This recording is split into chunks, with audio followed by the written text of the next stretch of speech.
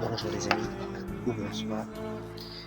Je vais vous partager la bonne semence et le petit message de Paslomo du 4 octobre 2023. Nous lisons ensemble le petit message de Paslomo.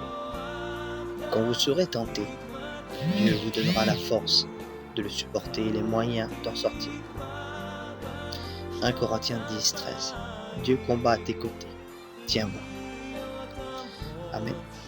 Maintenant, la bonne semence, mes amis, du 4. Alors, attendez, je vais l'avoir. Et voilà. Non, ça charge pas. Ça y est. Ses nombreux péchés sont pardonnés, car elle a beaucoup aimé. Mais celui qui a il est peu pardonné aime peu. Luc 7, 47. Je vous le relis.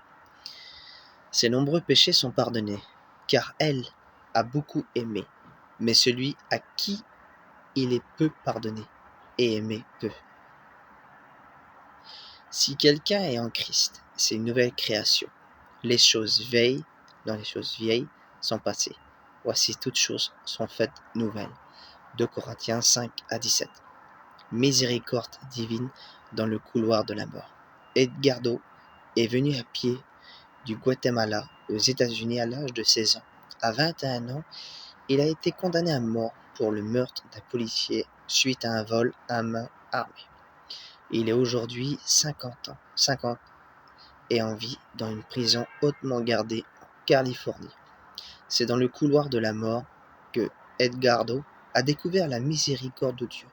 Fortement convaincu de péché, il a été amené à croire que Dieu voulait et pouvait le pardonner. Il a connu l'amour de Christ, mort pour lui. Jésus-Christ est mon Seigneur, témoigne qu'il est mon roi et mon sauveur. Il est entré dans ma vie peu après mon arrestation. En 1992, je passe désormais la majeure partie de mon temps à lire la Bible, l'étudier et à écrire des messages pour évangéliser. Jésus est le grand amour de ma vie, il est mon tout. Cette conversation en Christ a aussi radicalement changé son comportement vis-à-vis des autres. Edgardo publie régulièrement des messages d'espérance dans le magazine Compassion destiné aux condamnés à mort américains.